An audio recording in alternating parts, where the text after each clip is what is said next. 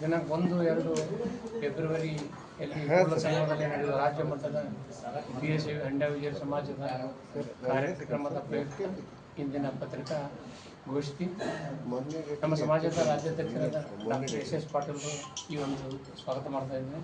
ಅದೇ ರೀತಿಯಾಗಿ ಹಿರಿಯರು ಚಾಲಕ ಕಲ್ಯಾಣ ಸಂಸ್ಥೆಯ ಅಧ್ಯಕ್ಷರಾದಂಥ ಸನ್ಮಾನ್ಯ ಶ್ರೀ ಜಿ.ಎನ್. ಪಾಟೀಲ್ ಸ್ವಾಗತ ಮಾಡ್ತಾ ಇದ್ದೇನೆ. ಬಾಗಲಕೋಟೆ ಜಿಲ್ಲಾ ಘಟಕದ ಅಧ್ಯಕ್ಷರಾದಂಥ ವಿ.ಕೆ. ಪಾಟೀಲ್ ಸರ್ನ ಸ್ವಾಗತ ಮಾಡ್ತೀನಿ. ರಾಜ್ಯ ಯುವ ಘಟಕದ ಅಧ್ಯಕ್ಷರಾದಂಥ ಸಂಗನಗೌಡ ವೆಂಕಟೇಶ್ವರ ಸ್ವಾಗತ ಮಾಡ್ತಾರೆ. ರಾಜ್ಯ ಉಪಾಧ್ಯಕ್ಷರು ಹಿರಿಯರಾದಂಥ ಎಚ್. ಪಾಟೀಲ್ ಸರ್ನ ಸ್ವಾಗತ ಮಾಡ್ತಾ ಇದ್ದಾರೆ.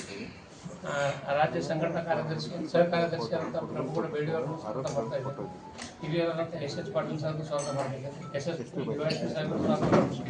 ಆಮೇಲೆ ಸಂಘಟನಾ ಕಾರ್ಯದರ್ಶಿ ದೇವೇಂದ್ರ ಕುನ್ನಾಳ್ ಅವರನ್ನು ಸ್ವಾಗತ ಮಾಡ್ತಾ ಇದ್ದಾರೆ. ನಾನು ಆರ್. ಪಾಟೀಲ್ ರಾಜ್ಯ ಪ್ರಧಾನ ಕಾರ್ಯದರ್ಶಿ.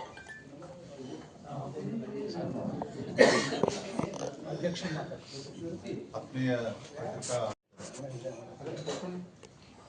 ಅಖಿಲ ಕರ್ನಾಟಕ ವೀರಶೈವ ಲಿಂಗಾಯತ ಹಂಡೆ ವಿಜಯ ಸಮಾಜ ಹಾಗೂ ಚಾಲುಕ್ಯ ಸಂಸ್ಕೃತಿ ಅಧ್ಯಯನ ಪೀಠ ಕಲಬುರಗಿ ಇವರ ಸಹಯೋಗದಲ್ಲಿ ವೀರಶೈವ ಲಿಂಗಾಯತ ಹಂಡೆ ವಿಜಯ ಸಮಾಜದ 3ನೇ ಬೃಹತ್ ರಾಜ್ಯ ಮಟ್ಟದ ಮಹಾಸಮ್ಮೇಳನವನ್ನು ಐತಿಹಾಸಿಕ ಸ್ಥಳ ಕೂಡಲ ಸಂಗಮದಲ್ಲಿ ನಾವು ಹಮ್ಮಿಕೊಂಡಿದ್ದು, ಅದು 2 ದಿನದ ಕಾರ್ಯಕ್ರಮವಾಗಿದ್ದು, ಮೊದಲನೇ ದಿವಸ ನಮ್ಮ ಸಮಾಜದ ಇತಿಹಾಸದ ಕುರಿತು ಅನೇಕ ವಿಚಾರ ಸಂಕಿರಣಗಳನ್ನು ಹಮ್ಮಿಕೊಂಡು ಅದರಲ್ಲಿ ವಿಚಾರ ಗೋಷ್ಠಿಗಳನ್ನು ಹಾಕಿಕೊಂಡಿದ್ದು, ಆ ಕಾರ್ಯಕ್ರಮವನ್ನು ಉದ್ಘಾಟನೆಯನ್ನು ನಮ್ಮ ಧರ್ಮಗುರುಗಳಾದಂಥ ಶ್ರೀ ವೀರಭದ್ರ ಚನ್ನಮಲ್ಲ ದೇಶಿಕೇಂದ್ರ ಮಹಾಸ್ವಾಮಿಗಳು ದಿವ್ಯ ಸಾನ್ನಿಧ್ಯವನ್ನು ವಹಿಸಿದ್ದಾರೆ. ಅದೇ ರೀತಿಯಾಗಿ ಇನ್ನೋರ್ವ ಸಮಾಜದ ಧರ್ಮಗುರುಗಳಾದಂಥ ಜಗದ್ಗುರು ಕೊಟ್ಟೂರು ಬಸವಲಿಂಗ ಮಹಾಸ್ವಾಮಿಗಳು, ಹೇಮಕೂಟ ಜಗದ್ಗುರು ಕೊಟ್ಟೂರು ಸ್ವಾಮಿ ಮಠ, ಬಳ್ಳಾರಿ ಹೊಸಪೇಟೆ ಹಾಲ್ಕೇರಿ, ಈ ಜಗದವರು ಕೂಡ ದಿವ್ಯ ಸಾನ್ನಿಧ್ಯವನ್ನು ವಹಿಸಿದ್ದಾರೆ. ಅದೇ ರೀತಿಯಾಗಿ ಅವತ್ತಿನ ದಿವಸ ಸಾನ್ನಿಧ್ಯವನ್ನು ವಹಿಸಿರ್ತಕ್ಕಂಥ ಶ್ರೀಮನ್ ನಿರಂಜನ ಪುರಾಣಸಭೆ ಗುರು ಮಹಾಂತ ಸ್ವಾಮಿಗಳು ಚಿತ್ತರಗಿ ಮಠ ಇಳಕಲ್, ಇವರು ಕೂಡ ಅವತ್ತಿನ ಸಾನ್ನಿಧ್ಯವನ್ನು ವಹಿಸಿಕೊಂಡಿದ್ದಾರೆ. ಈ ವಿಚಾರ ಸಂಕಿರಣದ ಉದ್ಘಾಟಕರಾಗಿ ಡಾಕ್ಟರ್ ಡಿ.ವಿ. ಪರಮ ಶಿವಮೂರ್ತಿ ಮಾನ್ಯ ಕುಲಪತಿಗಳು, ಕನ್ನಡ ವಿಶ್ವವಿದ್ಯಾಲಯ ಹಂಪಿ, ಇವರು ಉದ್ಘಾಟಕರಾಗಿ ಆಗಮಿಸಲಿದ್ದಾರೆ. ಅದೇ ರೀತಿಯಾಗಿ ಮುಖ್ಯ ಅತಿಥಿಗಳಾಗಿ ಡಾಕ್ಟರ್ ದೇವರ ಕೊಂಡಾರೆಡ್ಡಿ ಹಾಗೂ ಡಾಕ್ಟರ್ ವಿ.ಎಸ್. ಕೌಟಗಿ ಕಟಗಿಹಳ್ಳಿ ಮಠ ಆಡಳಿತಾಧಿಕಾರಿ ಬಸವೇಶ್ವರ ವಿದ್ಯಾವರ್ತಕ ಸಂಘ, ಅವರು ಕೂಡ ಅವತ್ತು ಮುಖ್ಯ ಅತಿಥಿಗಳಾಗಿ ಭಾಗವಹಿಸುತ್ತಿದ್ದಾರೆ. ಇದರ ಅಧ್ಯಕ್ಷತೆಯನ್ನು ಚಾಲುಕ್ಯ ಅಧ್ಯಯನ ಪೀಠದ ಅಧ್ಯಕ್ಷರಾದಂಥ ಜಿ.ಎನ್. ಪಾಟೀಲ್ ಸರ್ ಅವರು ವಹಿಸಿಕೊಳ್ತಾ ಇದ್ದಾರೆ. ಅದೇ ರೀತಿಯಾಗಿ ಅವತ್ತಿನ ದಿವಸ ಮಾನ್ಯ ಕುಲ ಸಚಿವರಾದಂಥ ತೋಟಗಾರಿಕೆ ವಿಶ್ವವಿದ್ಯಾಲಯ ಹಾಗೂ ಆಯುಕ್ತರು ಕೂಡಲ ಸಂಗಮ ಪ್ರಾಧಿಕಾರದ ಅಧ್ಯಕ್ಷರಾದಂಥ ಶ್ರೀ ಮಾದೇವಪ್ಪ ಮುರುಗಿ ಸರ್ ಅವರು ಕೂಡ ಅವತ್ತು ಉಪಸ್ಥಿತರಿದ್ದಾರೆ. ಅದರಲ್ಲಿ 4 ಗೋಷ್ಠಿಗಳು, ಅನೇಕ ನಮ್ಮ ನಾಡಿನ ಮಠಾಧೀಶರು, ಜಗದ್ಗುರುಗಳು ಆ ಕಾರ್ಯಕ್ರಮದಲ್ಲಿ ಭಾಗವಹಿಸ್ತಾ ಇದ್ದಾರೆ. ಜೊತೆಗೆ ಈ ಕಾರ್ಯಕ್ರಮವನ್ನು ಉದ್ಘಾಟನೆಯನ್ನು ನಮ್ಮ ಉಸ್ತುವಾರಿ ಸಚಿವರು, ವಿಜಯಪುರ ಜಿಲ್ಲೆಯ ಉಸ್ತುವಾರಿ ಸಚಿವರು ಹಾಗೂ ಬೃಹತ್ ಕೈಗಾರಿಕಾ ಸಚಿವರಾದಂಥ ಸನ್ಮಾನ್ಯ ಡಾಕ್ಟರ್ ಎಂ.ಬಿ. ಪಾಟೀಲ್ ಸರ್ ಅವರು ಈ ಕಾರ್ಯಕ್ರಮವನ್ನು ಉದ್ಘಾಟನೆ ಮಾಡ್ತಾ ಇದ್ದಾರೆ. ಅದರಂತೆ ಹಂಡೆ ಅರಸರ ಭಾವಚಿತ್ರ ಅನಾವರಣವನ್ನು ಸನ್ಮಾನ್ಯ ಶಿವಾನಂದ ಪಾಟೀಲ್ ಸರ್ ಅವರು, ಉಸ್ತುವಾರಿ ಸಚಿವರು ಹಾವೇರಿ ಮತ್ತು ಸಕ್ಕರೆ ಕೃಷಿ ಮಾರುಕಟ್ಟೆ ಸಚಿವರಾದಂಥ ಶಿವಾನಂದ ಪಾಟೀಲ್ ಸರ್ ಅವರು ಈ ಹಂಡೆ ಅರಸರ ಭಾವಚಿತ್ರ ಅನಾವರಣವನ್ನು ಮಾಡ್ತಾ ಇದ್ದಾರೆ. ಅದರ ಅಧ್ಯಕ್ಷತೆಯನ್ನು ನಾನು ಡಾಕ್ಟರ್ ಎಸ್. ಪಾಟೀಲ್ ವಹಿಸ್ಕೊಳ್ತಾ ಇದ್ದೇನೆ. ಅದರಂತೆ ನಮ್ಮ ಹಂಡೆ ಅರಸರ ಗ್ರಂಥ ಲೋಕಾರ್ಪಣೆಯನ್ನು ಈ ನಾಡಿನ ಅನೇಕ ಸಚಿವರಾದಂಥ ಎಸ್. ಆರ್. ಪಾಟೀಲ್ ಸರ್ ಅವರು, ವೀರಣ್ಣ ಚರಂತಿಮಠ ಅವರು, ವಿಜಯಾನಂದ ಕಾಶಪ್ಪನವರು, ಪಾಟೀಲ್ ಸರ್ ಅವರು, ಜೆ.ಟಿ. ಪಾಟೀಲ್ರು, ಸಿ.ಎಸ್. ಗೌಡ್ರು, ರಾಜೀವ್ ಗೌಡ್ರು, ಅಶೋಕ್ ಮನುಗುಳಿ ಅವರು, ಯಶವಂತರಾಯ ಗೌಡ್ರು, ಸುನಿಲ್ ಗೌಡ್ರು ಅವರು, ಪಿ.ಎಚ್. ಪೂಜಾರಿ ಅವರು, ಹನುಮಂತ್ ನಿರಾಣಿ ಅವರು, ರಮೇಶ್ ಬೋಸ್ನೂರ್ ಅವರು, ಅಮರೇಗೌಡ ಪಾಟೀಲ್ ಬಯ್ಯಾಪುರ್ ಅವರು, ಜನಾರ್ದನ ರೆಡ್ಡಿ ಅವರು ಹಾಗೂ ದೊಡ್ಡನಗೌಡ ಪಾಟೀಲ್ರು, ಎ.ಎಸ್. ಪಾಟೀಲ್ರು, ಎಸ್.ಕೆ. ಬೆಳ್ಳಿಬಿ ಸರ್ ಅವರು, ಸೋಮನಗೌಡ ಪಾಟೀಲ್ ಸಾಸನ, ಇವರೆಲ್ಲರೂ ಹಂಡೆ ಅರಸರ ಒಂದು ಗ್ರಂಥಗಳ ಲೋಕಾರ್ಪಣೆ ಮಾಡ್ತಾ ಇದ್ದಾರೆ.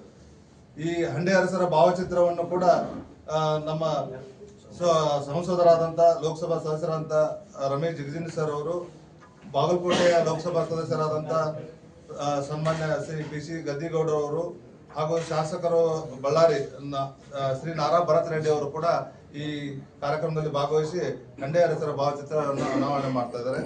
ಅದರಂತೆ ನಮ್ಮ ಈ ಕಾರ್ಯಕ್ರಮದಲ್ಲಿ 25 ಗ್ರಂಥಗಳು ಸಮಾಜದ ಕುರಿತು, ಇತಿಹಾಸದ ಕುರಿತು ಈ 25 ಗ್ರಂಥಗಳು ಅವತ್ತಿನ ದಿವಸ ಲೋಕಾರ್ಪಣೆಗೊಳ್ತಾ ಇದ್ದವು. ಇದರಲ್ಲಿ ಉಪನ್ಯಾಸಕರಾಗಿ 2ನೇ ದಿವಸ ಖಂಡೆ ಅರಸರ ವೈಶಿಷ್ಟ್ಯಪೂರ್ಣ ಕಾಣಿಕೆ, ಖಂಡೆ ಅರಸರ ಮನೆತನದ ಸಾಂಸ್ಕೃತಿಕ ಅನನ್ಯತೆ, ಖಂಡೆ ಅರಸರ ಜನಾಂಗದ ಅಸ್ಮಿತೆತೆ ಹಾಗೂ ಖಂಡೆ ಅರಸರ ಮನೆತನದ ಒಂದು ಸಂಕತನ, ಈ ತರ ಆಗಿ 4 ಉಪನ್ಯಾಸಕರು ಅದನ್ನ ಉಪನ್ಯಾಸವನ್ನು ಮಾಡ್ತಾ ಇದ್ದಾರೆ. ಅದರ ಜೊತೆಗೆ ನಮ್ಮ ಸಮಾಜದ ಎಲ್ಲ ಗೌರವಾನ್ವಿತ ಅತಿಥಿಗಳು, ಗೌರವ ಪದಾಧಿಕಾರಿಗಳು ಎಲ್ಲರೂ ಅವತ್ತಿನ ದಿವಸ ಭಾಗವಹಿಸ್ತಾರೆ. ಜೊತೆಗೆ ಅವತ್ತಿನ ದಿವಸ 2ನೇ ದಿವಸ ಖಂಡೇಶ್ವರಿ ಪ್ರಶಸ್ತಿಯನ್ನ 3 ಜನರಿಗೆ ನಾವು ಆಯ್ಕೆ ಮಾಡಿ ಅವರಿಗೆ ಅವತ್ತ ಪ್ರಶಸ್ತಿಯನ್ನು ನೀಡ್ತಾ ಇದ್ದೇವೆ.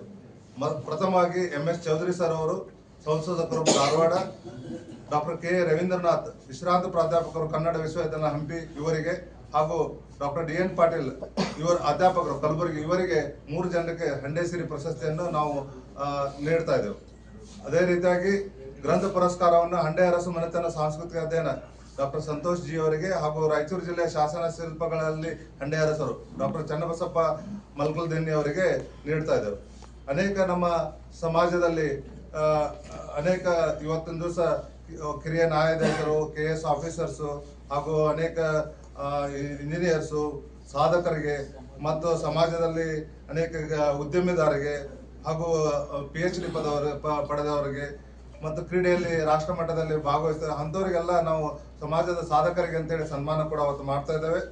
ಜೊತೆಗೆ SSLC ಮತ್ತು PUCಯಲ್ಲಿ 90% ಅಂಕ ಪಡೆದಂತ ಮಕ್ಕಳಿಗೆ ಪ್ರತಿಭಾ ಪುರಸ್ಕಾರವನ್ನು ಕೂಡ ಅವತ್ತು ಹಮ್ಮಿಕೊಂಡಿದ್ದೇವೆ. ಜೊತೆಗೆ PhD ಪಡೆದಂತ ಹಿರಿಯರಿಗೂ ಕೂಡ ಅವತ್ತಿನ ದಿವಸ ಅವರಿಗೆ ನಾವು ಸನ್ಮಾನ ಕೂಡ ಮಾಡ್ತಾ ಇದ್ದೇವೆ. ಜೊತೆಗೆ MBBS ಪದವಿಯನ್ನು ಅಂದ್ರೆ ನೀಟ್ ಪರೀಕ್ಷೆಯಲ್ಲಿ ಮತ್ತು ಸರ್ಕಾರಿ ಕೋಟಾದಲ್ಲಿ ಸೀಟನ್ನು ಪಡೆದಂತ ವಿದ್ಯಾರ್ಥಿಗಳಿಗೆ ನಾವು ಅವತ್ತಿನ ದಿವಸ ಪ್ರತಿಭಾ ಪುರಸ್ಕಾರ ಇದೆ. ಸಮಾರೋಪ ಸಮಾರಂಭದಲ್ಲಿ ನಮ್ಮ ಧರ್ಮಗುರುಗಳಾದಂಥ ವೀರಭದ್ರ ಚನ್ನಮಲ್ಲ ದೇಶಿಕೇಂದ್ರ ಮಹಾಸ್ವಾಮಿಗಳು ಅವತ್ತು ಸಮಾರೋಪ ಸಮಾರಂಭದಲ್ಲಿ ದಿವ್ಯ ಸಾನ್ನಿಧ್ಯವನ್ನು ವಹಿಸ್ತಾ ಇದ್ದಾರೆ.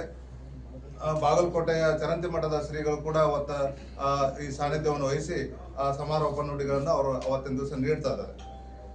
ಈ ರೀತಿಯಾಗಿ ನಮ್ಮ 2 ದಿನದ ಕಾರ್ಯಕ್ರಮ, ನಮ್ಮ ಜನಾಂಗದ ಬಗ್ಗೆ ನಾವು 10 ವರ್ಷಕ್ಕೊಮ್ಮೆ ನಾವು ಈ ಕಾರ್ಯಕ್ರಮವನ್ನು ಮಾಡ್ತಾ ಬಂದಿದ್ದೇವೆ.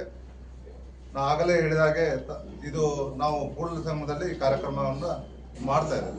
ಇದನ್ನ ತಾವು ಪತ್ರಿಕಾ ಬಂಧುಗಳು ಹಾಗೂ ಮಾಧ್ಯಮದ ಮಿತ್ರರು ಇದನ್ನ ವ್ಯಾಪಕವಾಗಿ ನಾವು ಪ್ರಚಾರ ಮಾಡಿ ಈ ಸಮಾಜದ ಬಗ್ಗೆ ಒಂದು ಬೆಳಕನ್ನು ಚೆಲ್ಲುವ ಒಂದು ಕಾರ್ಯವನ್ನು ಮಾಡ್ತೀರಂತೇಳಿ ತಮ್ಮಲ್ಲಿ ವಿನಂತಿಸಿ ಈ ಕಾರ್ಯಕ್ರಮವನ್ನು ನಾವು ಯಶಸ್ವಿಗೊಳಿಸ್ತೀರಂತೇಳಿ ನಾನು ಆಶಿಸುತ್ತೇನೆ.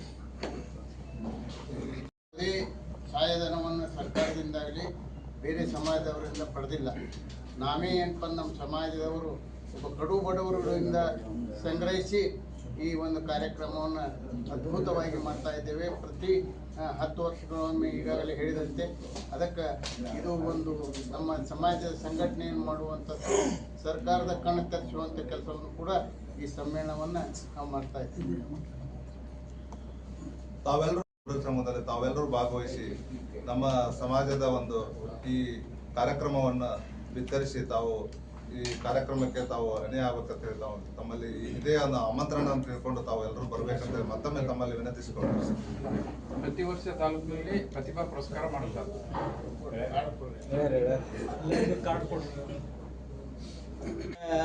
ಇದು ಆ ವ್ಯಾಖ್ಯಾನ ಪಾರ್ಸಿ ಭಾಷೆ ಬರ್ತೈತಿ, ಅದು ಉರ್ದುಕ್ಕೂ ಬರ್ತದೆ. ಮುಂದೆ ಹನುಮಪ್ಪ ನಾಯಕ ಅಂತೇಳಿ ಏನ 16ನೇ ಶತಮಾನದೊಳಗೆ ಇಲ್ಲಿ ಅವ್ರ ಕೈಯೊಳಗೆ ದಂಡ ನಾಯಕನಾಗಿ, ಆಮೇಲೆ ಅನೇಕ ಪರಗಣಿಗಳ ಒಡೆಯನಾಗಿ ಈ ಒಂದು ಸಾಮ್ರಾಜ್ಯ ಬಹಳ ವಿಸ್ತಾರ ಆಗಿತ್ತಿದ್ದು.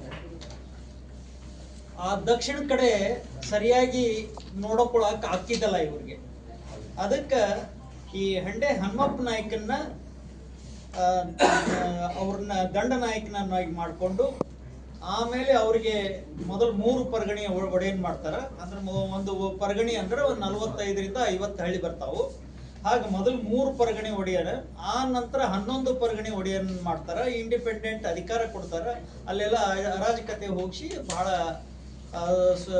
ಅಲ್ಲಿ ಬೆಳವಣಿಗೆ ಮಾಡಿ ಮತ್ತು ಕೋಟೆ ಕೊತ್ತಲುಗಳನ್ನ ಕಟ್ಟಿಸೋದ್ರ ಜೊತೆಗೆ ನೀರಾವರಿ ಮಾಡೋದು, ಬಾವಿಗಳನ್ನ ಈ ಕುಡಿಲಿಕ್ಕೆ ಎಲ್ಲ ವ್ಯವಸ್ಥೆ ಮಾಡ್ತಾರ ಅವರು. ಹೀಗಾಗಿ ಅವ್ರ ಹೆಸರು ಚೆನ್ನಾಗಿ ಇದು ಬರ್ತೈತಿ. ಒಂದು 3 ರಾಜಗುರುಗಳು ಇರ್ತಾರೆ ಇವ್ರಿಗೆ. ಆ ಡಂಬಳ ಭಾಗದೊಳಗ ಇದು ಈ ಬಂಕಾಪುರ ಈ ಭಾಗದೊಳಗ ತೋಂಟದ ಜಗದ್ಗುರುಗಳು ಇವರಿಗೆ ರಾಜಗುರುಗಳಾಗಿರ್ತಾರ. ಬಳ್ಳಾರಿ ಆಳುವಾಗ ಅಲ್ಲಿ ಕೊಟ್ಟೂರು ಸ್ವಾಮಿಗಳು ಇವರಿಗೆ ರಾಜಗುರುಗಳಾಗ್ತಾರ. ಮುಂದ ಈ ವಿಜಯನಗರ ಸಾಮ್ರಾಜ್ಯ ಆತಂಕದೊಳಗೆ ಬಂದಾಗ ಆ ಒಂದು ವಿಜಯನಗರ ಸಾಮ್ರಾಜ್ಯವನ್ನ ರಕ್ಷಿಸಿ 1543 ಅವ್ರ ಮಂತ್ರಿ ರಾಮರಾಯನ ಪಟ್ಟಕ್ಕೆ ತರ್ತಕ್ಕಂಥ ಸಂದರ್ಭದೊಳಗ ಈ ಅವರು ಈ ಶಾಹಿಗಳನ್ನ ಇನ್ವೈಟ್ ಮಾಡಿ ದಂಡೆತ್ತಿ ಬರ್ಲಿಕ್ಕೆ ಅವ ಸಂಚ ಮಾಡಿರ್ತಾನ ಅವ್ರ ಮಂತ್ರಿ. ಹೀಗಾಗಿ ನಿಡಮಾಮಿಡಿ ಶ್ರೀಗಳ ಒಂದು ಆಶೀರ್ವಾದದಿಂದ ಈ ಹಂಡೆ ಹನುಮಪ್ಪ ನಾಯ್ಕಗೆ ಆದೇಶ ಮಾಡ್ತಾರೆ, ನೀನು ಹೋಗಿ ಸಾಮ್ರಾಜ್ಯ ಉಳಿಸ್ಬೇಕು ಅಂತ ಹೇಳಿಕೇಸಿ. ಹಾಗಾಗಿ ಅವರು ಅವ್ರ ಪರವಾಗಿ ನಿಂತು ಯುದ್ಧ ಮಾಡಿ ಇವರು ಹೈದರಾಬಾದ್ ನಿಜಾಮ್